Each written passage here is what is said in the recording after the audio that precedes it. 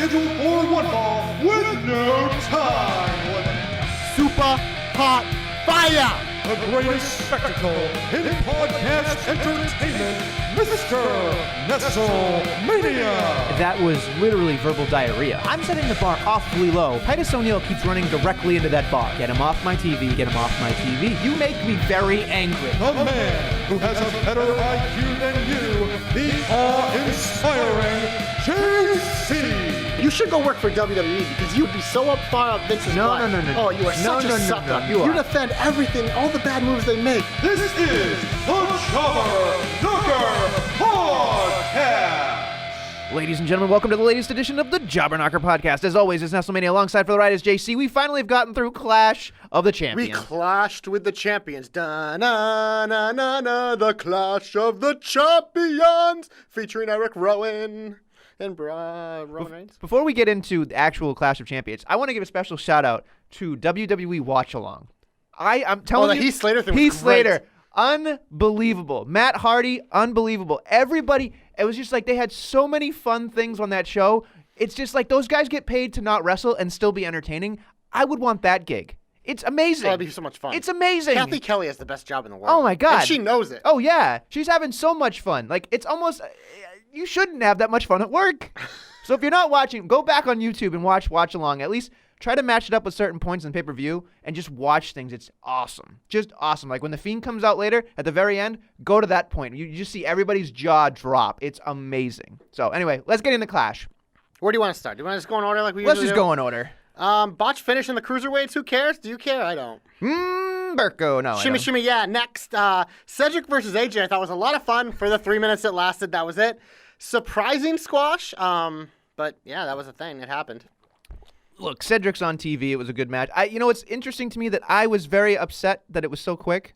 Very upset. Yeah, I was that it was too. quick. I wanted more because I was excited for these two to go at it. And it was just kind of like, no, Cedric, you're losing. Yeah. AJ, the end of it. AJ is gonna look like AJ. That championship does not matter. Moving on. I don't know. It's on the. It's on the up. It's on the waist of AJ Styles. It's not which on the I up. think is helpful. Okay. Moving along to the main card. The glorious Ziggler. I almost said Ziggler tire because that's what it was. Where is Drew McIntyre, by the way? He's injured. Okay. But I think he's back soon. Bobby Lashley's back soon. This is a week of comebacks. There's even more to come because they're getting ready for Fox. Did you say Foxic? I was gonna say Fox FL, but Oh, okay. Yeah. The XFL. Rude and Ziggler win. No surprise there. I really don't have much to say. Oh, speaking of which, it was like a four-way tie. Rollins by the took way. a pin. Four-way tie for the Jobber Knockers. Oh, yeah. Score. So, it was weird, though, because I was watching this match going, I picked, Bronlins,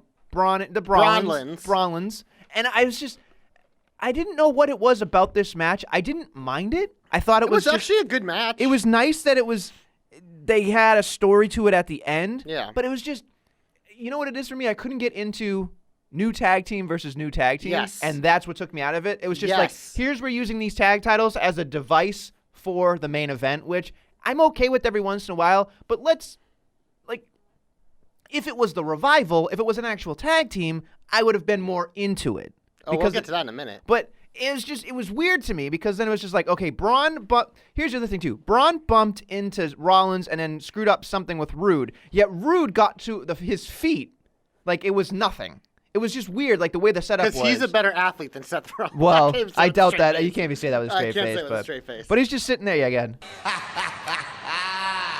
Seth with his jokes. No, it was weird to me. And the champ took a pin. Oh, yeah. Like, that was the other thing is Robert Roode pinned the WWE Universal Champion. It was a big deal. But so I think our boy TJ said, no, why isn't, and this is where I stopped TJ, he was like, why doesn't Robert Roode, get a number one contender? He got an opportunity the next night, though. So I think that's why they did that, because they knew they're like, okay, we just pinned our champ. Like, that's kind of like a thing. But I don't know. We talked about this too long. I don't care. Let's move on. So the Bayley-Charlotte match wasn't good, but when Bayley won, cheated to win with the turnbuckle spot. Run Bayley. And ran away was one of the best parts of the pay-per-view. That was great. I love this Bayley character. Everyone wants like this full nasty heel. Like, no, I'm liking this because in her own mind, she still thinks she's the good girl. She's like the fan favorite. She's everything. She doesn't think she's doing anything wrong. Or if she does, she's not showing it. She's like, I'm just hanging out with my best friend, Sasha. She's like, she's still my best friend to me. Because you see this all the time with people like, someone can be friends with someone who's a really like mean person, but they're not mean to them, so they don't see that side. They see the good. And I think this is playing out here. And you're getting Bailey as like she's still Bailey, but she's doing these little evil things, and it's great. I'm really enjoying it. And the runaway thing, like we got a GIF. Run! GIF for days, man. Run, Bailey, run. Run, Bailey, run. Look, I got to say, her 40 time was immaculate. But other than that, I mean, I enjoyed the bottom turnbuckle spot. I thought that was a great little thing here because she's never going to be a full-blown heel. It was just like, it's just something about it where I was just like, hey, you know what? This is a good little thing here there. So, again, surprising Charlotte lost in Charlotte. I did not expect that to happen. Well, but 0 for 2. It's always the hometown curse. Charlotte so. beat Bailey in, whatchamacallit. San Diego. Yeah, so. San Diego. Next up was, to this point, I thought the very high point of this card. I loved Revival New Day because as a Revival fan, this was a Revival match. They dissected the injured New Day. They picked them apart, and it was really like, it was never really in doubt from bell to bell that the Revival were winning this match, and they were just got to show off why they're the best heel tag team in the company, and it's not close. And they won the SmackDown tag team titles. And did you know this? You ready for a fun fact? Mm-hmm. Fun facts with JC. They're the first ever team to hold the NXT, the Raw, and the SmackDown tag team championships. It was done by an individual of Jason Jordan. I miss him. But not a full tag team. They are the first tag team to hold all 3 tag title belts. It's a big deal. So say yeah, they deserve it. They're studs. They're going to be the face of SmackDown when it goes to Fox. Okay. It was a great match. Yeah. It was this point in the card, it was by far the best match. Oh, yeah. Not even close. It was the one that had the most time, it felt like, at that point. Yeah, because they deserved it. You had 4 great wrestlers in the ring together. There were little nuggets here that I didn't enjoy, but I will say it didn't take away from the matchup, but it was just like Xavier Woods did a phenomenal job most of the match, but then he forgot to sell his leg in important moments in that match. Yep. And it was just like, okay, you're taking me out of it. You're reminding me that it's a performance, which I was totally into because the Revival were so vicious the whole time. I enjoyed the Shatter Machine on Big E on the outside taking him out. I thought that was great. But then I was kind of head-scratching moment when I was watching it, and they hit the Shatter Machine, and then they went after his knee, and I was just, it's not bad, but it was just, like, again, we're all conditioned as fans to pop for the 1, 2, 3.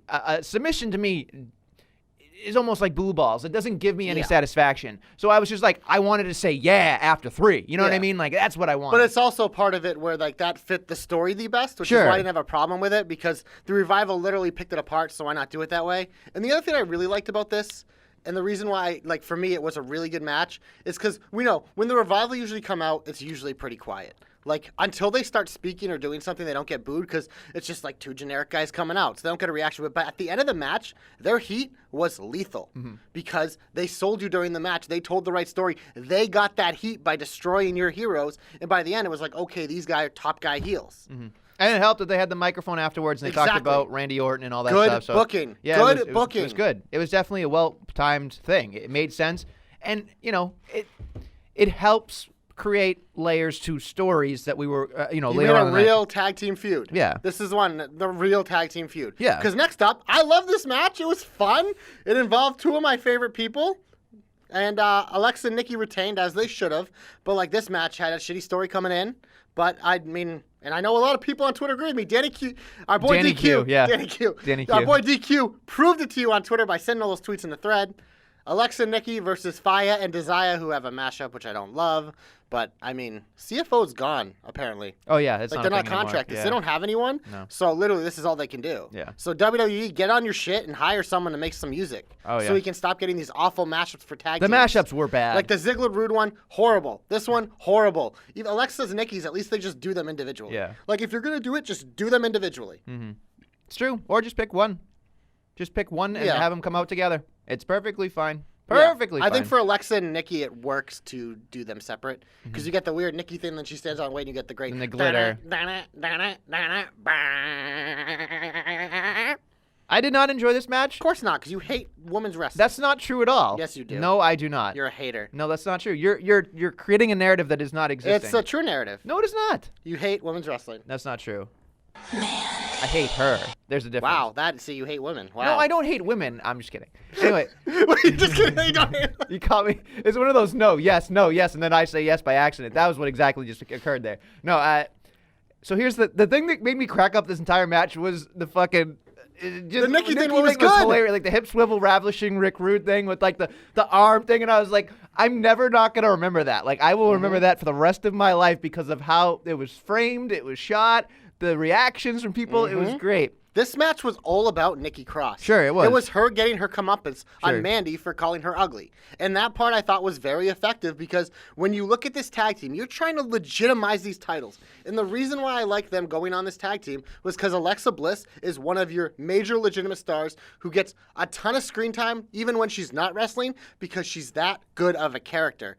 But what you need to do since you're a tag team, you got to raise up the partner to at least try to get it close to her level to make these really legitimate and make people interested in this. And, you know, a lot of people like Nikki, but like a lot of the casuals, they don't know her as well. So they really wanted to legitimize and be like, look she's a legit threat.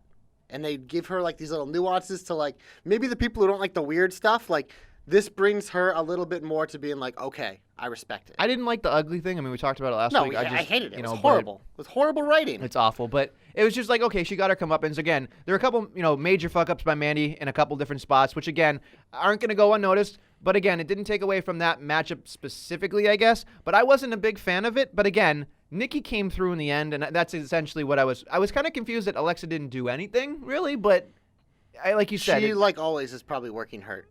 Probably, but She barely did anything on Monday, too. Yeah, it's just there's something about it where I was just like, it didn't do anything for me specifically because again, those fuck ups were so egregious, and then they randomly threw the 24/7 thing in there, Yeah, that kind of threw me off that. too. So it's just again, I'm all for the Gaga. Like I love Gaga, I love Lady Gaga. I am just every once in a while. Like throwing in the 24/7 thing in matches that already kind of It shouldn't be on a pay-per-view. I will say though, Alexa trying to roll him up for the title was cool. Yeah. Like I if that would have happened, I would have popped for it. Honestly, they should have done it. Because here's They the thing. should've. Here's the thing that I would have enjoyed was if she had rolled up Truth, then she could have ran away and not been in the match, and that's a way to get her out of the match without actually hurting her or whatever. But they were going to retain. So. Yeah, so I get it. But then again, like Nikki did the same thing regardless of whatever Bliss would have done. It was fine. So that would have been my 2 cents on it. But let's move on. This match was actually, it was a fine wrestling match. I just didn't care. Nakamura over Miz. Like, two guys I like, especially you know how I feel about the Miz, but just like didn't care. He's as cold as ice, as you say. Although I will say, needed the win though. I will say I laughed very, very much at the fact that Sammy kept talking and his mic got cut off. So Vince is sitting there going, "Just shut the fuck up." Well, man. the thing is, Vince is probably like, "Oh, I love it," and then he was probably like, "All right, enough. I don't love it. Oh, I love it. I don't." It's just like Jesus. Next, Sasha Becky. This to me was. Probably the best actual wrestling of the night. Yep. Obviously, the finish that didn't happen. Sure. Sasha won by DQ, which I thought was a nice touch. But you notice how they didn't say your winner by disqualification. Yes, they just went said out of their way to say, and Becky still loses. Well, yes, no, they pretty much framed it as Becky loses, but she's still your champion. Yeah, they didn't even say anything about Sasha losing, which was an interesting. Sasha wins. Sorry, yes. They didn't. It was an interesting tactic because I don't think they do that. That was carefully orchestrated. Yeah. Carefully orchestrated. And I enjoyed the brawl. The brawl, I thought it was, that's the thing, I Good assumed stuff. it was a double DQ. Yeah. But then or a double count out, excuse me, but then we got the clarity later. But before that, like everything that happened before this was why I wanted these two to get together. Because that was what I want to see. In a singles feud for a title, man or woman, doesn't matter. That was good shit, Morogi. Like, that was fucking fantastic. We're getting it again in a cell, which I think is great. I'm excited. I am excited for more Sasha Becky because these two are fucking great. The one thing I'm not excited. I am excited. It's just, I think based on the way they were brawling, I would have preferred to see them brawl everywhere. I think when you confine them... Didn't they end up in the back? No, I know, but like when they confine them to that cage, I think like it will the take... cage can break. Sure, and I think that's what I'm hoping for because Yeah. I think, but I don't know if it's not the main event, they probably won't break the cage. So it's just... There's no way the Fiend isn't the main event. Like No, I know that. But This will probably be like the second to last though. I Unless don't know. if they split It'll up be- the it'll cage be in the- matches, it'll yeah. be in the middle somewhere or at the end. Or, sorry, at the beginning. But it's just something about it where I want to see them go everywhere, and I would prefer a brawl before the cage, kind of settles or something like that, or maybe on top, just something because boy. at least like that would be interesting to me. But it's something about confining them to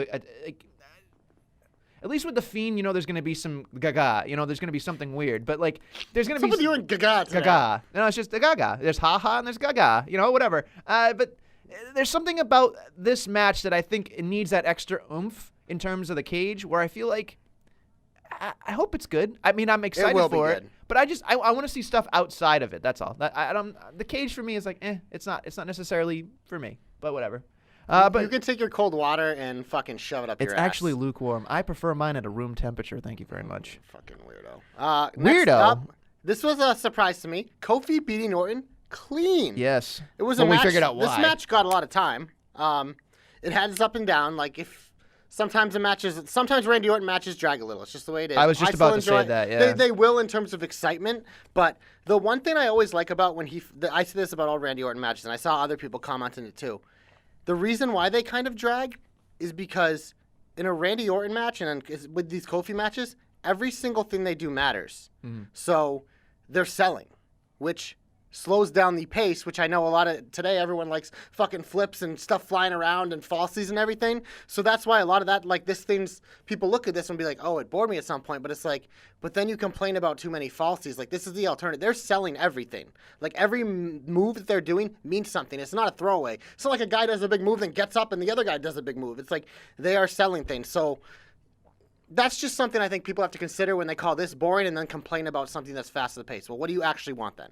I know there is a little bit of a middle ground, but that is the one thing I will say about this match. Because yes, even for me, it does drag a little. It did drag, yeah. But in terms of like what it is, it's like they are effectively selling everything they're doing. I think the problem is that people are conditioned to watch something that continuously will escalate. Yes, and this didn't escalate it goes to what up, they. It yes. goes up it's up, and then there's a flat. Flat lines and might then go down, and then it might go up. Yeah. It's more of a graph than it is a potential climax, and I think that's what people are going to complain about. Honestly, I think that would be what I thought of because you hit that 15-minute mark for me. Yes. And if then I start looking at my phone, if you've not grabbed my attention by 15 minutes, that's where you lose me. And that's how I am in general with all matches. That's why, like, believe me, I love the takeover match. And like I said, they're all great. But like, and there's a point where literally in the middle, it's like, okay, they can end this now. And that's just because they get fatigue, and that's part of it. Like, just in general, it's just, and especially in a one-on-one match. Sure. Like, obviously, multi-man matches, you can get away with it more because you got these high spots going in and out because then people get to lay on the ground for 10 minutes. Sure. You can't do that in a one-on-one match. The way you lay on the ground is you do a Samoa Joe. You just fucking sit in a rest hold for 10 minutes. And Orton is prone to do that because Randy Orton would be like, fuck it. I'm going to sit in this rest hold for fucking 5 minutes and just smile at everyone. Yeah, absolutely. Another thing that I saw that I enjoyed was King Booker. Not taking on anybody. But here's what I would like to see, actually. As I was watching the magic between the Street Profits and King Booker, I was like, man, imagine King Booker managing the Street Profits. Not that it's necessary. They don't need a manager. Montez Ford is just bursting with personality, Yeah. and Dawkins might as well just be like, the sidekick, which is fine. I don't know, man. Dawkins is getting better and better. Either way, I would love to see it because it's hilarious. But it's just like Booker T would take complete away from both of them. Yeah. So it's not going to happen. But it was a great segment. I enjoyed it. It was a throwaway that was interesting. Nothing to with me. the Street Profits is a throwaway. Well, we'll get because to it Monday involves- night, in my I mean, opinion, there are but- things that they do, but like still, like it's just they're on TV, and I want those personalities injected into my veins. Sure. And that's why they're doing what they're doing. But next up, we're gonna talk about your boy. Yes! Your boy. Yes! The one, the only, Eric Rowan. The mastermind. The new winner of the WWE Roman Reigns Championship, only held by Brock Lesnar and Shane McMahon. Eric Rowan's not the third guy to hold it. It's true. He won it in that fucking epic stairs match, which was very entertaining. And then Dirt Sheets, sorry, I know you said Luke Harper's just sitting waiting out Fuck his you. contract and they hate him and Vince hates him, but guess what? Guess who showed up and guess Yeah. who not only showed up in a big spot on the pay-per-view, but then main evented SmackDown. Luke Harper is back. The Bludgeon Brothers. Da na na na. Cha. They're careful. They're careful Da-na-na-na. to not say bludgeon. No, Corey said bludgeon, and they used it in the package on Did Tuesday. they? It was good. Okay. On All right. Monday, he said it was a bludgeoning, and that was All like right. the end of the package. So Maybe they like the word, but I don't know if they'll call no, them they're going to that. be called Harper and Rowan, but I thought this was great for Oh, a yeah. match that I really wasn't into. Like, I Oh. goaded you into picking Oh, Rowan, and you yeah. ended up being right, which is Yeah. awesome. Because Eric Rowan beat Roman Reigns I in a know. singles match on pay-per-view. I Let that know. sink in. Eric Rowan, the leftover of the Wyatt family, Yep. but old reliable, beat Roman Reigns in a singles match on a WWE pay-per-view, and a match that was actually pretty entertaining because it was violent. It was violent. It was fine. There were a lot of stairs. I was joking, but like legitimately, like it was entertaining. Roman gave him a lot. And that was great. Like, he picked up a C-stand arm and beat him up with it. There's so many, the jib came back into play, all sorts of stuff. Like, I enjoyed it. And again, once again, Roman Reigns in the formula works. He gets people to a level that is unbelievable. he does. It's not one of those things where like, let's say it's Roman Reigns and like, because I can't think of anything right now, Bo Dallas, right? You're not like hoping that Roman Reigns can come down to Bo Dallas can Former up. singles champion in WWE. Sure. And you know, like one comes down, one comes up, they meet in the middle versus like just completely Roman elevating literally just somebody pulls up. them up because Here comes the big dog.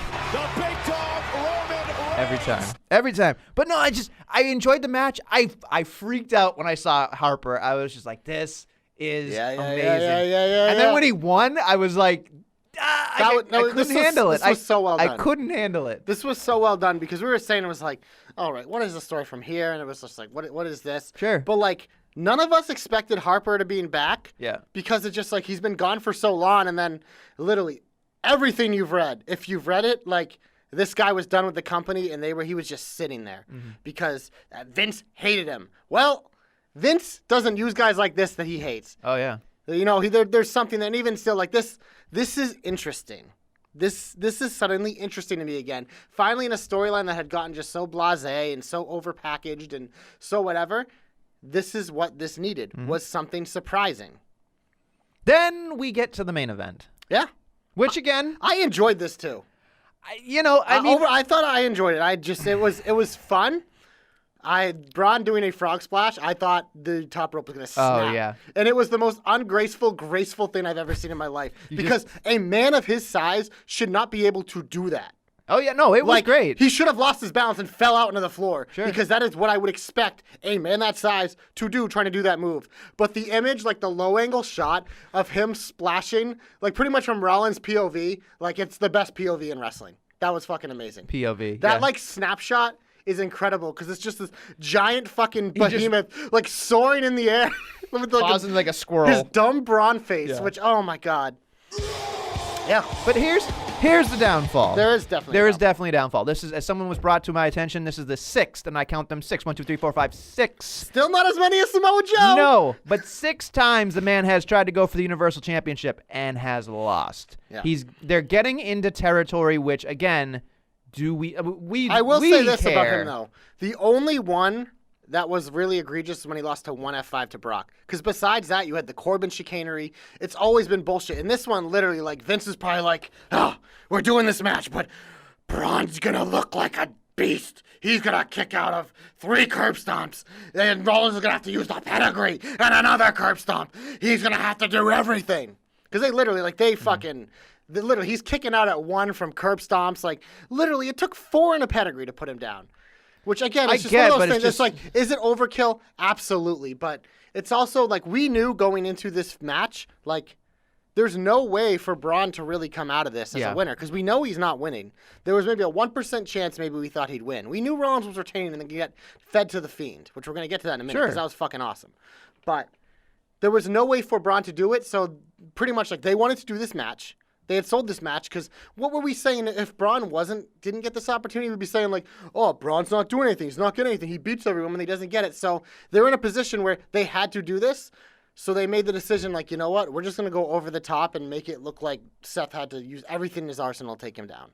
So it was pretty much a lose-lose, but I think this was a more effective loss because, again, it's like no matter how many times you say, oh, my God, they killed Braun. How many times they said that? Then they keep bringing him back. Then he fucking comes out. The crowd goes nuts every time because we all love fucking Roy. He's this big giant. The kids fucking love him, so he gets that extra kitty pop. Like, kitty pop, pop don't lie. Like, it's just, he's not. It's upsetting, though. It is upsetting. We want him to pull the trigger on him. Yeah.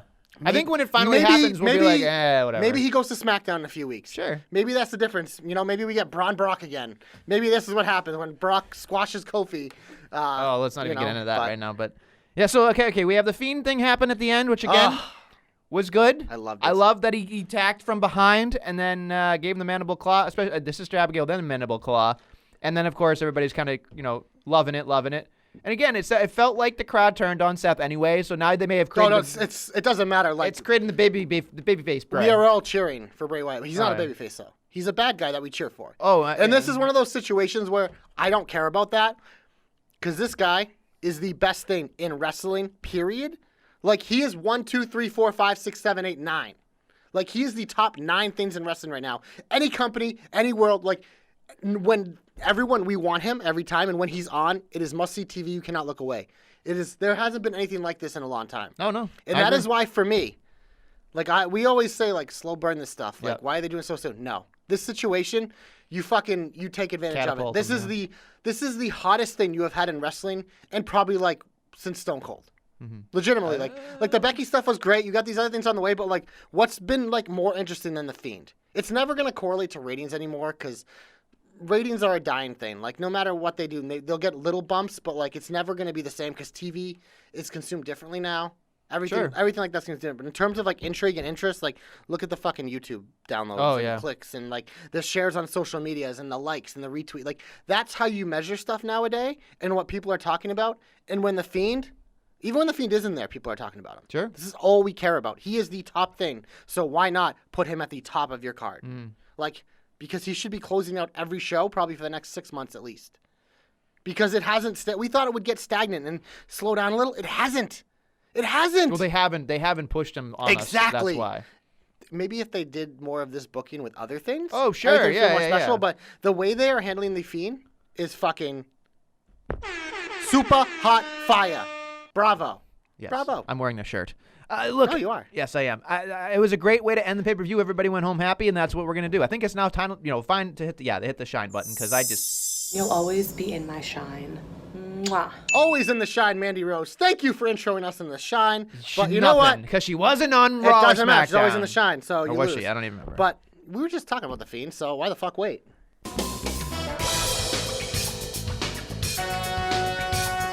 I got to take a video of you one of these days. Woo! Firefly Funhouse. You just did the... It kicked off Raw. You just So, did the nipple dance. Oh, man. Detective, there is a lot. Oh, a there's- lot to comb yeah. through this week because quick recap was Seth came out, blah, blah, no one cares. Ha ha ha. Firefly Funhouse interrupts him. Yes. So I need to hear about that. But we also got another one later with the Wall of Friendship. Sure. We got to cover that. Yes. There's a lot to unpack here. And I may then- need a whole yes. U-Haul truck, baby. Let's go, baby. All right, here we go. So first, Seth comes out, does his whole thing. Firefly comes out, really mad that, whatever. It's all that stuff. And he calls Seth a friend, which, again, interesting tactic to me, he's using everybody he's attacked as now his friend. And I thought that was very telling because I think to myself, Bray, as a person, thinks of these people as a friend. But the Fiend does not, and it's just different. There's one thing different between friend and fiend. One, and it's R. It doesn't take a detective to figure that out. I know. Because silly old JC over here can Yes. see that. Yes. So I was interested in that aspect of it, and I was just like, this is great, whatever. And then, like, of course, the thing that kind of made me interested in this particular first topic, I guess, or first segment, was that the Rambling Rabbit popped up and told Seth, you don't know what you're doing, and warned him. And again, the voice of reason is Rambling Rabbit. And I think out of all of the puppets, I like Mercy, for a different reason. The Huskus thing makes me laugh. Demon Vince, obviously, when it pops up, makes you laugh and think of things.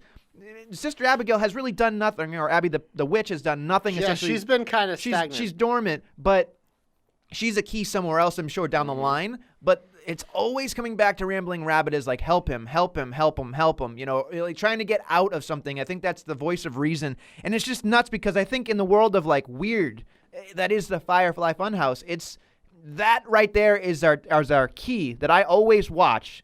I always go back and watch these things like 6 times anyway, but I was watching Rambling Rabbit going, okay, this is starting to amass a lot of signals for me when I'm watching it and thinking, this guy has this rabbit, and it's, when I think too is, think about this. You look at all the puppets.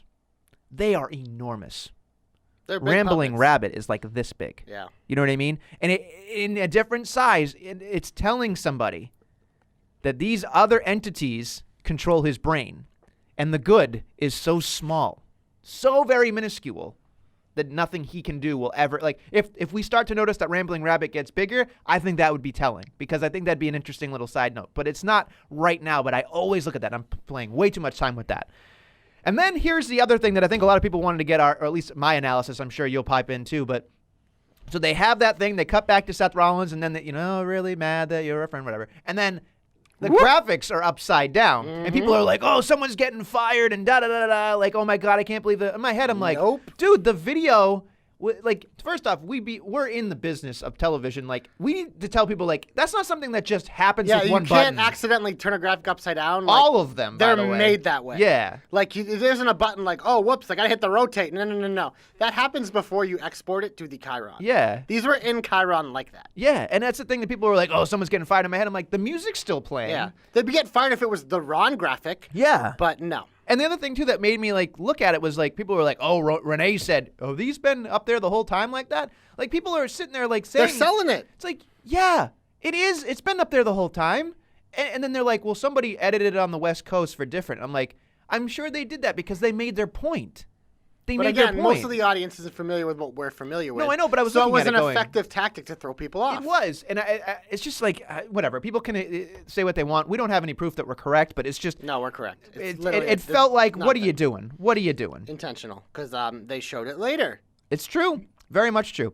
But anyway, we get down to the nitty-gritty later on, and the Firefly Funhouse, now he is hanging pictures of his friends. Wall of Friendship! Wall of Friendship, Finn exactly. Balor! Finn Balor. Now, I don't know if you noticed this very quickly, Joshua. Who the fuck is Josh? Who the fuck is that? Who the fuck is Josh? If you look at the pictures very, very, ever so closely, you notice that everybody has their eyes scratched out and has some type of smile or anything like that. However, once he starts hanging, the picture of Seth, did you know there were horns on his head? Yeah, because he's the devil. I agree. Like, I've been trying to tell you guys this for a long time. Seth Rollins is marked different. And again, he said Seth Rollins and I might be best friends, which leads to me to think if these other poor saps who have been attacked by the Fiend are his friends, what does the Fiend have in store for Bray's best friend? You know, and it also draws a line of parallel to, you know, Seth may have, if you've noticed, again, and this is where I go into crazy Nestle world, but Seth has been wearing nothing but black lately. Not in a little color. Everything has been black for a while. Because it's thinning. Sure.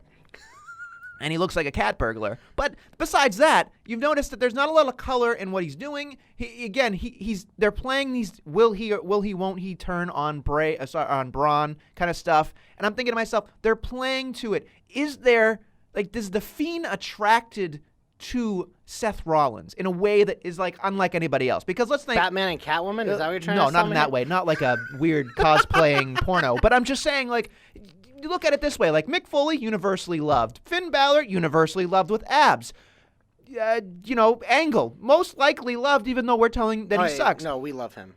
You know, you look at, like, all the people that they've taken, like, I'm trying to think of the other people that he's beaten up, but, like, I think that's it. You know, it's like, and there's probably one I'm missing, but it's just, and they're screaming at me, but whatever. Well, there was one last night. You're right, but I'm just saying, like, in terms of the ones that he's attacked, like, he usually attacks beloved people. Yes. But this time, with the horn in the picture, I'm thinking to myself, yeah, he's going after Satan Seth. Exactly. Is he going after somebody that he knows has, like, a plethora of bad things? Like, he's done bad things in life. He's saving us from the reign of terror. Right, and who knows? Probably. Exactly. I'm pissing a lot of people off. Oh, I know. Whatever. You know, burn me down. I don't care. But whatever. Before we get to part 3 of Detective Nestle. Sure.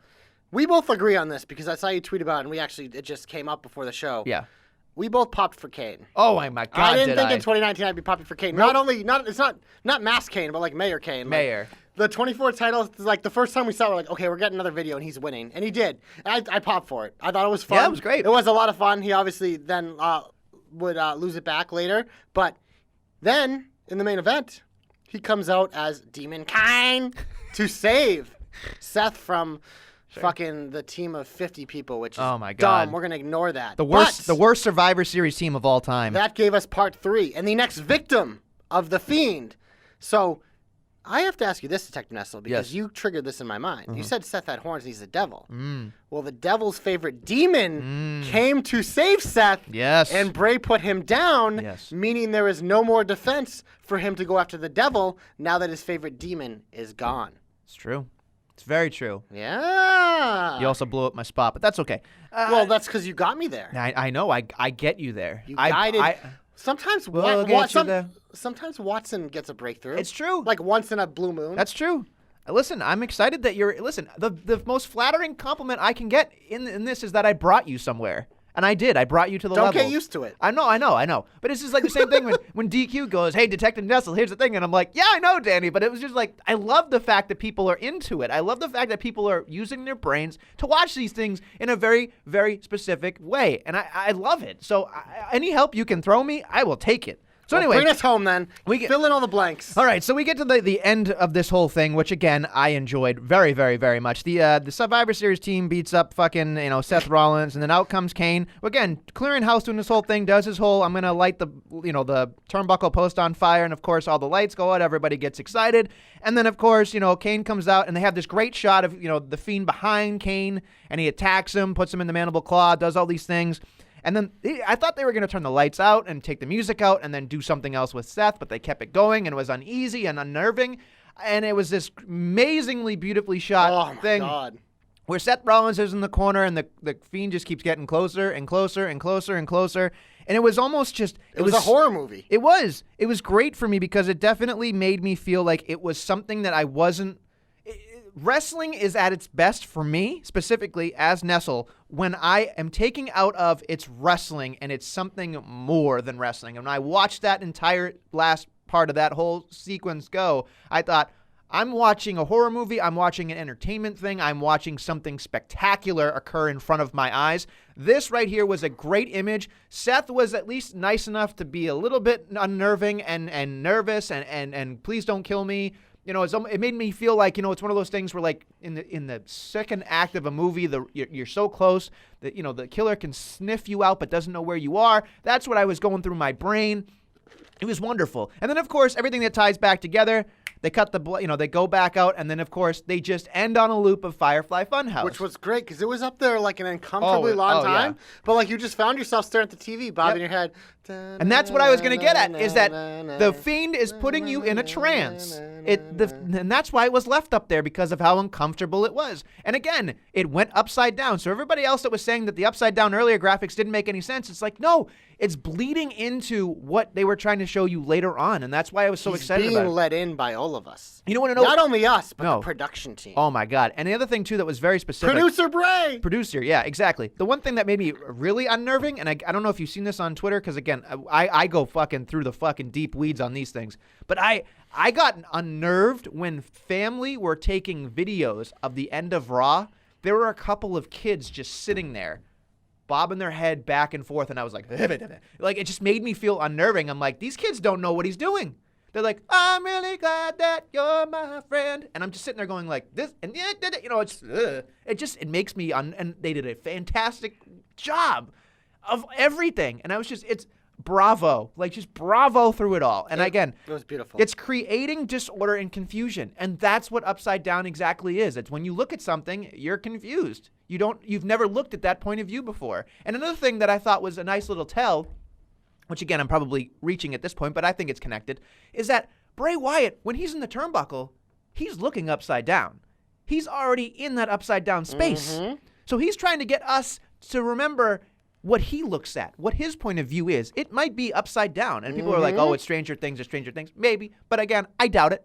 Stranger Things didn't invent the upside down. No, they did not. But again, that you type in upside down on Google, it's the first thing you see. So because it's like one of the biggest pop culture phenomenons the last 10 years. Sure. But again, that's all I've got this week, but a lot to digest, a lot to unpack, and I'm curious to see where we go in the next 2-3 weeks of, lead up to the Hell in a Cell. Crown our Fiend. But speaking of crowns. Oh, Jesus. It's been way too long, but that's how good the Fiend is. The prophecy has been realized. We finally have our one true king, Baron Corbin, your winner of the 2019 King of the Ring. His match with Chad Gable, I enjoyed very much, and he won because there were moments in this match where like, holy fuck, Gable's gonna win. Like when he had him, he had him. Corbin just like selling the shit out of the ankle lock. Like I was like, holy crap, like they're gonna do this. We're gonna have King Gable, but nope. The ending spot to this match was so fucking good. Even our boy the Joe Stopper, who hates Baron Corbin and purposely never gives him credit, was like, that fucking end sequence was fucking amazing. Like, just the way he twisted him into the end of days. Oh, and you know what happens when the end of days hits? It is the end of days because no one kicks out of the end of days. 1, 2, 3. Hashtag King Corbin. Hashtag my king is crowned. Hashtag I had to wait till fucking Tuesday I know, to see him I know. honored. But, because immediately we all had the same thought, like, what the fuck? Because they went to commercial, and then I saw the graphic. They're doing tomorrow night. I'm like, okay, Corbin's such a big star that they need to try to get the ratings bump on SmackDown. Okay. Yeah, but it was great. Look, there's nothing I can say that'll overhype how great this entire thing was for me. I enjoyed it from bell to bell, and there was just so much fun. And he uplifted Gable. Again, I know Gable didn't win, and he couldn't have won, but I was kind of got Gable over, though. Oh, it definitely did. It took a little bit because his reactions still weren't there. No. But we saw it on Tuesday. Like, I saw you even tweet, like, Baron Corbin, made Chad Gable. Absolutely. Baron Corbin's up there in one of his proudest moments, wearing a fucking crown, a cape, and having a scepter. Sure. Being called the King of the Ring, which is a big fucking deal. Mm-hmm. And he calls out Chad Gable. Chad Gable comes out, puts him through his own throne, destroys his fucking crown. Like, this was a huge moment for Chad Gable, too. Oh, yeah. Like, both of these guys were elevated because of this tournament, Yeah. and this is what you want out of this tournament. Now we're at the point, what do they do with it? I got to say very quickly, when you made up that point about destroying everything that Corbin loved, in my head, the minute I saw everything destroyed, I went, yes. Here's why. They knew that they wanted Corbin to win from the beginning, obviously. I'm thinking next week he comes out in a custom-made garb. Oh, I can't And wait. I cannot absolutely wait for this. I cannot fucking wait. I am so excited. So fucking excited. So for me, I was just like, yes. Like, imagine like a deeper, darker, kind of like, he's going to wear black. I like the ghetto crown. Yeah, though. the ghetto Notorious crown, B.I.G., yeah. It's just like, yeah. But I'm excited for it. I am definitely excited for it. What else you got that's on this I thing? was very excited for something else. Oh, boy. I loved the AOP vignette. Oh, my God. I loved everything about this because People say we beat people up. it was completely different from your run-of-the-mill vignette. It was a new look for them. We finally got them out of the Roman Reigns, yeah, exactly, garb. Like, they looked, it was just because they've always been someone who's like, they need a manager. And I think it's going to be interesting to see how they do it without them because Akam can talk, but Razor can't. But I thought in this promo, Everybody did well. Razor looked fucking awesome in like the suit. Akam's a little more awkward because he has the tiny head on the big body. But like Razor, like in a suit, I was like, damn, these guys look like fucking cartel bosses. It's like I'm watching Narcos right now, and I think that's what they were going for. Like, it was good. These guys look powerful. Like, the overall message I thought was sort of Stupid. solid, but it was kind of dumb them being like, yeah, we don't fight because we hurt people. And it's like, okay, well, I understand. WWE doesn't want to hurt their superstars, so that's why AOP only fought in Saudi Arabia because of blood money. But I think this is a good development for them. Clearly, WWE is like, you know what? It's time to take all the toys out of the bag. We're going to Fox. We're going to have a brand split again. Let's actually build people. This is what I've been waiting for with the Heyman and Bischoff takeovers. It's like a more investment in these secondary characters so week to week we can get more variety and we have more contenders in every division. And AOP, obviously, they're huge. Like, they get out there, they're a contender. But this is, I think, something different for them because they needed a refresh, and they're getting it. A fresh restart for everybody on Fox will be a big deal. So, yeah. They might stay on Raw. I'm not a big fan of them in general, but again, you can't deny the fact that it does build intrigue. So I will say that much. Again, not for me, but good for them. Because you're a hater. You hate everything that's good. Oh, yeah, exactly. I hate everything that's good. Mm-hmm. That's all I got. Yeah. What else you got?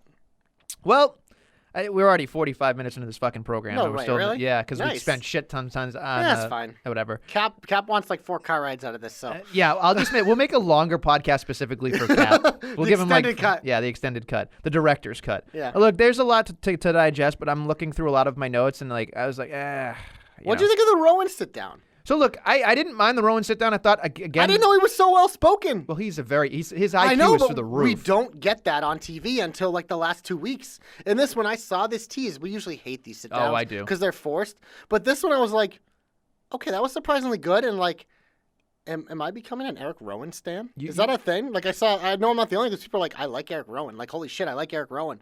And then he comes out and interrupts Daniel Bryan again. And I was like, this fucking guy, like, why was he in a fucking janitor's jacket not doing anything with the Wyatt family? Hungry like, butt. This guy's fucking great. Yeah. No, look, the other thing, too, that I think that I really enjoyed about it, and again, I don't know if people saw the comic 2 shot, but it was just like the way they shot it was like Eric Rowan looked like a fucking giant, and then like little Michael Cole is like 3 feet tall comparatively, and I was just like, it drew me in terms of just watching it going like, good, he's the jolly green giant who can fucking kill everybody, and by the way, he's got a brain. Like, there's nothing more devastating than a fucking giant who has a brain. Like, not that Braun doesn't have a brain, but we don't necessarily correlate Braun's Braun an with athletic brain. giant. Braun is Braun for a reason. Yes. It's literally Braun. You know what I mean? But I was excited that Eric Rowan got his comeuppance. Again, like I said last week on this podcast, I knew we're getting Daniel Bryan and Roman Reigns against these two big lugs. Now, I'm not sorry, but I mean That'll probably be at Sunday. Hell in a Cell. But like that's exciting to me. I was like, okay, new wrinkle, it'll be interesting, and everything will be good. So I'm happy with that. And it But- also gives the potential reveal of Daniel Bryan turn on Reigns in 3-on-1. Sure, I would love that. I don't know if that's where we're going with it, but Yeah. it is what it is. There's not a lot of other stuff that was bad. It was just a lot of kind of stuff that for me, happened. I don't have it really in my notes at all because it isn't heat for me.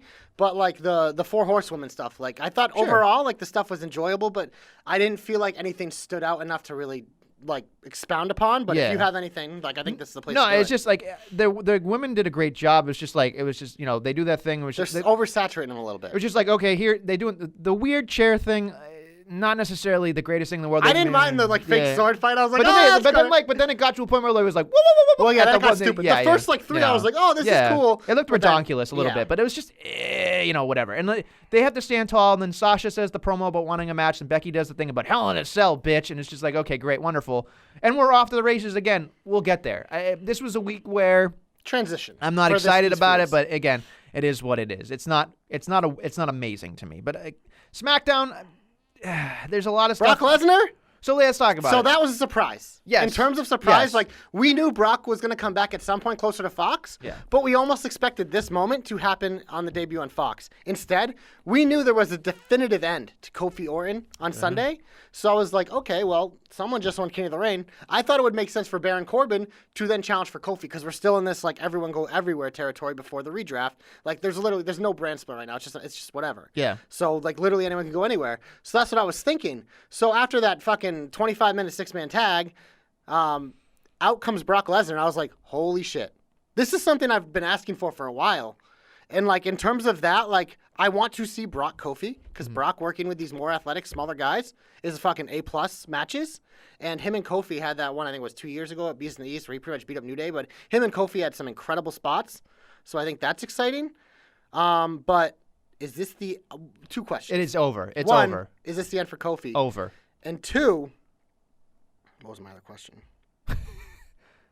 Are you Oh, excited? So no, the negative portion of this is that part of the excitement for me of Brock, the only little exciting part of Brock winning Money in the Bank was I thought they could use it for him to go after Kofi. Sure. Instead, they wasted on Seth, and we had that back and forth, which cluttered up the Universal title picture again. And now he's just come. It just that's what kind of hurt you. But I thought Kofi looked like a badass standing Sure. tall against Brock with like the face accepting the challenge. Like it made you really think. It's like if you list the guys that Kofi has gone through, Orton, Daniel Bryan, like right on down the line, he's taken out legitimate guys. But now Brock This is legit the shit. test. Yeah.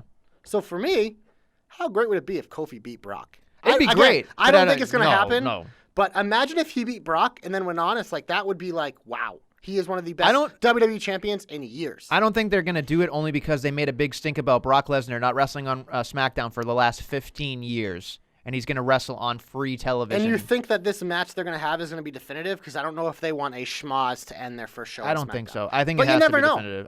I think they have to. Fox has such a raging boner for the Brock that it is Because it gives them incredible crossover with UFC and everything. Oh else. yeah. So I don't see that being anything but that. So let's move on because we're already we're at our max already. Get him off my TV! Get him off my TV! Get him off my TV! Where do you want to start? I got a long list. Oh, but just go through it and I'll follow you. Because there's a lot that I have to get through, and we like I said, we're already at our max so time. the tag team summit was dumb because again, you put two sets of tag titles that shouldn't be together, and then Braun just comes out and kills tag team wrestling. But whatever, it was useless. The revival didn't need to be on Raw. Nope. OC 6-man tag again. Don't do it Waste to me. of time. Don't do it. 32X because you know what? Every single week, this. Show me here very quickly. Okay. Show me a 6-man tag that has a definitive ending and creates something in a storyline. Now, people are going to give me shit on SmackDown and whatever. Cedric last week pinned AJ. That's how we got the title Right. shot. They used it, but again, it's like, and more often than not, WWE is just like, let's throw like 6 of our superstars out Sure. there who want to get on the show. It is a waste. Have more meaningful shit. And our boy Rossi was saying to me specifically, he was like, that's what happens when you have 150 roster. Like 150 people on your roster, you got to fucking shoehorn everybody in there. But it's true. Like I cannot for the life of me get to it. When I watch a 6-man tag, I go, nothing definitive is going to happen here.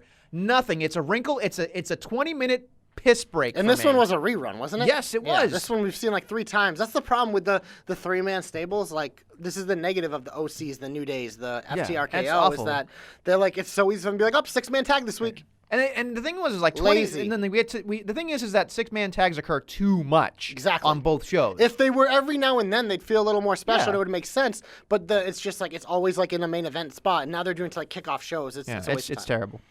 The gender reveal party. Awful. Fucking hated So it. Let's just get through it very quickly. First off, the fact that it's not a gender reveal when she comes out and just says it.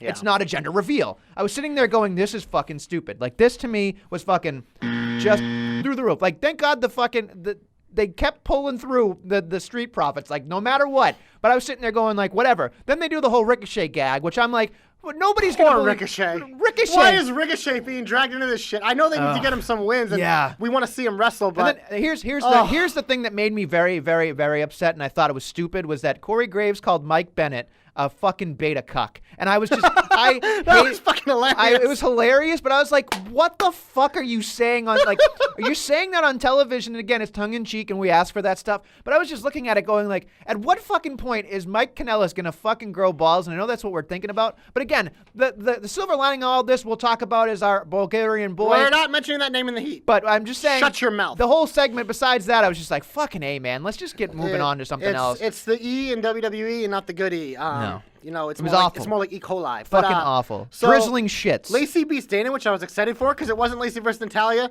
but they rang the bell early. Yep. Which was hilarious. And nasty. Shitty sharpshooter. Fucking the terrible. Hey, you know what? It's better terrible, than Cesaro's.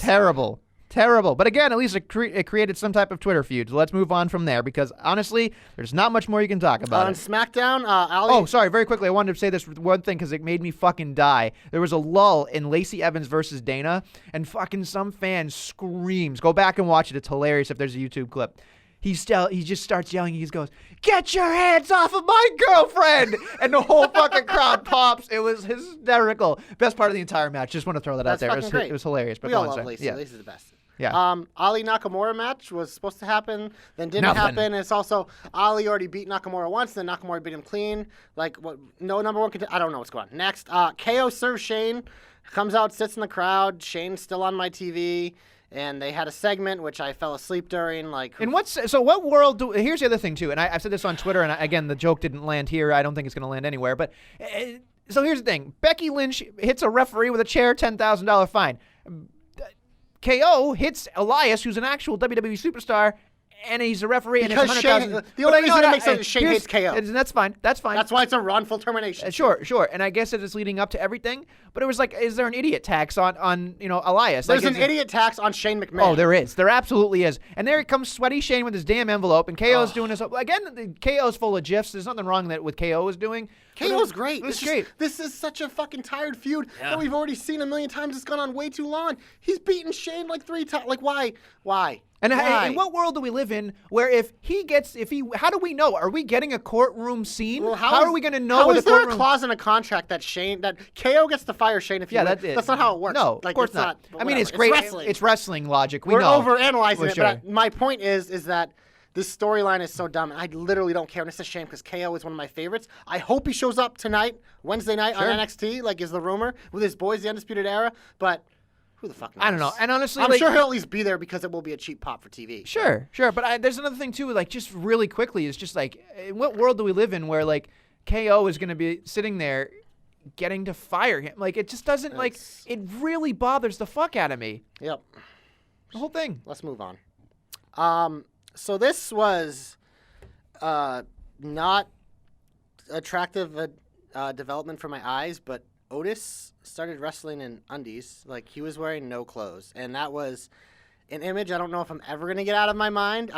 Fickle! I think you're fickle. I don't. I think you're fickle. I think I'm like everyone else in the world that was like, so last week, Otis. Otis, you're a body shamer. No, I'm not. You are no, a body I'm not. shamer. No, you I'm are. not. Yes, you are. No, Otis rips off the straps, and Vince was probably like, oh, yes.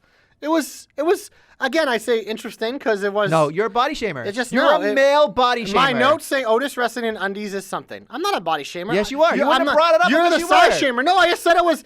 I don't know if it's the best You thing are for a bully. him. You are a because bully. the whole point of a Bully. no. The whole point of a TV show is you want people to watch. That's kind of like avert He's your funny. eyes. He is funny. But I it's don't. adding to his character. It's adding. You remembered it. You remembered it. I Good, remember bad, a or lot of indifferent. things, but look at what You point of the indifferent. show I'm bringing it up on. Yeah, that's because how you And feel about if you it. liked it so much, why didn't you bring it up in the shine? Because the you match are a is- fucking fraud. No, I'm fraud, not. No, I'm fraud, not. No, fraud, I'm not. Look, fraud, look. fraud, fraud, Knock down the store and kick you in your vagina. fraud. No, not at all. Nope, because you're a look, this fraud. match was You dog can't. shit. That's why I didn't bring it up. Well, nope, you're a fraud. It was the B team versus fucking Heavy Machinery. Where the fuck do you It think was it was the going? main event match on SmackDown. Where do you think the fuck it was going, man? You're Where still do you a think it fraud. was going? I'm not a fraud. You are. No, you are you're a a fraud. male You're fat shamer. Is a- what you are. That is not true. You at all. are. That is not You true. at all. are. You Why- are a fraud. You hate women's wrestling. No, I don't. I hate Otis and undies. You hate. You're a man shamer, No, baby. I'm not. I fucking comment on people's looks all the time. I'm an equal opportunity lover and hater. I love and hate everyone. Okay, Okay? So get your shit out of your ass. that's where it comes from. Yeah, okay, you done? I'm done. Go for it, baby. You got it. Go for it. So, we're entering a time, we're kind of in limbo right now with just shit happening wherever. There's no fucking order. There is no order. But now that we have a new king and we have a new draft coming up, hopefully there will be some order. And that order I want WWE to do what they say they're going to do. Fox is going for more of that sportsy type feel, which in sports, everything means something. Things are earned. Like, you get wins and losses. I don't want fucking stats, records, standings, anything like that. But I want these matches to mean something and there to be more competitive opportunities for everyone instead of these throwaway six-man tags. Like, for example, like, if there was someone like, I don't know, Ricochet, who wins a couple singles matches in a row, he should either get an opportunity at a title because of that, or if there is an opportunity coming up in a number one contenders match, which don't exist anymore, be like, hey, Ricochet's won 3 matches recently. Cedric Alexander's won 3 matches recently. We don't have a contender for the United States title. How about a competitive number one contenders match based on these two being hot where the winner gets a title opportunity? Also, if someone's a big loser, like, I don't know, say just lost a title or something, they don't immediately just drop down to another title or pop up somewhere else, because every division should have like things like that in tag team division, women's division, singles division, mid-card division. Like, there should be a specific thing. So if you are leaving one division, like Bobby Roode and Dolph Ziggler, Robert Roode and Dolph Ziggler, if you're leaving singles and going to tag, you got to work your way up, which you can say, oh, they kind of do with the gauntlet, blah, blah, blah. But why are they getting that opportunity when they've never done it before? You know what I mean? So that's all I'm asking for here, is that everything's more meaningful. And I think what we'll get is what a lot of people want from this product. You have 5 hours of TV time a week. Have more matches that mean something. Like, instead of doing the same people on both shows and like these throwaway matches, like, have more of like Cesaro versus Rey Mysterio, which is a big jockeying match for the people in the singles division in the mid card. And on SmackDown, like, yeah, it was a throwaway, Heavy Machinery and the B team, but maybe if they had more competitive matches, this would be a big match in the tag division for either one of these teams. If they win, it gets them closer to a title opportunity, because that's kind of the point. And Fox really has said they want it to be more of a sports thing.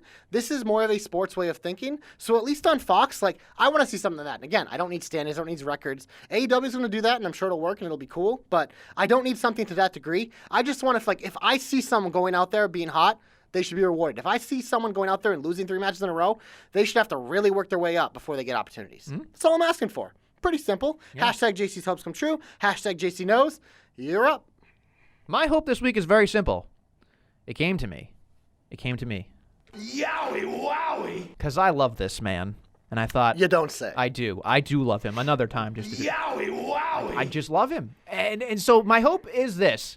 He beats Seth Rollins just mercifully. Just like... Sister Abigail, Amanda Claw. Oh my God. Like, Amanda I want Claw? this to be a fucking one-sided Brock Lesnar, John Cena SummerSlam match. I just want him to dissect him. No mercy. Fucking, I know it's a different pay-per-view, but God damn it. And then, here's the thing that made me super excited. Nestle Boner, super right here. Ready? I forgot, somebody tweeted out a picture, that Bray Wyatt, when he was on his hiatus, got a custom-made championship.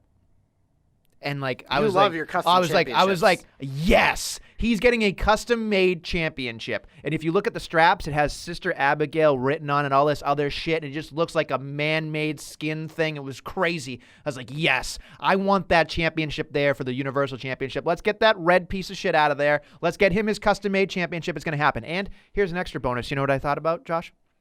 Who the fuck is Josh? Here's what I thought about JC. Okay. Bray Wyatt is going to win at Hell in a Cell. Yes. Then what happens after Hell in a Cell? I don't know. What's in November? Survivor Series?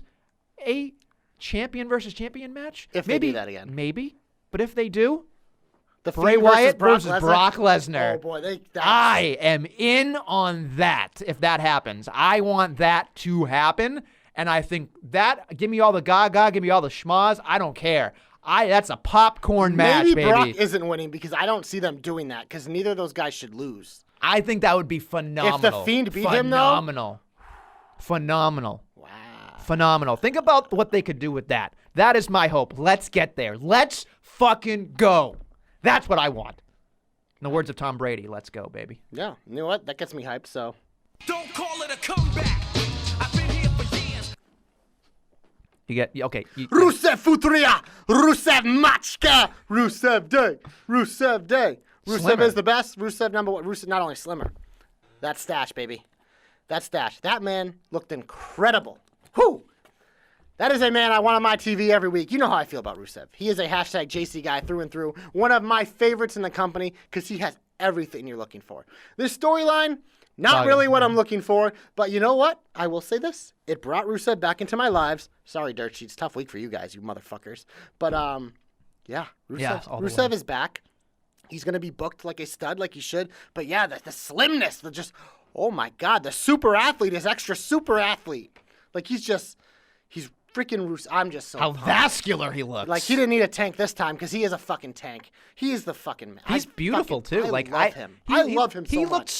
He looked so beautiful. He looked like a Bulgarian god. I was just like, this guy looks like he could be better than Schwarzenegger. This guy Lana looks might like be the he could luckiest woman in the world. I honestly, she might be. I looked at him and I was like, why is this guy not on more posters? He's a pretty dude. That's the thing, is he could be the face of one of your brands. Oh, at some absolutely. point. I hope, like, bonus hope here in my comeback, like, once Rusev gets through this haha, like, build him up. Yo, like, yeah. It's time for a world title run for Rusev at some point in the next year, or year and a half. Pretty. He is just, like, he is a guy, like, no matter which direction you go, like, heel or face, I think he could pull off. Heel's obviously easier because I love the foreign thing, but, like, I talked about it before, like, he could do it as a baby face because we've seen him be the most interesting thing in the company and people wanting him, chanting Rusev Day, and they drop the ball. But like we've said, like, with someone who's that good, someone like that who always evolves, you can pull the trigger and he'll be ready. Especially when he looks like that. Come on, Vince.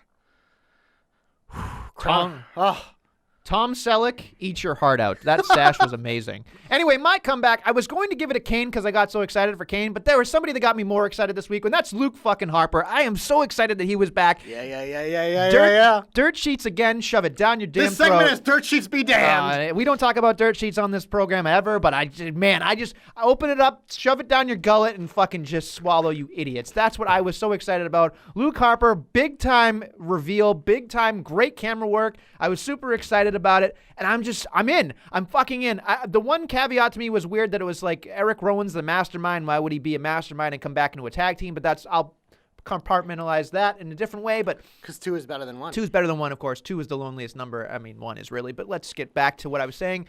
That made no sense. I know, I'm fumming on fuse right now, but You're fumming on fumes. fumming on fumes. The back cracker's gonna be like, fly, fluff. He's snorting water, folks. Yeah.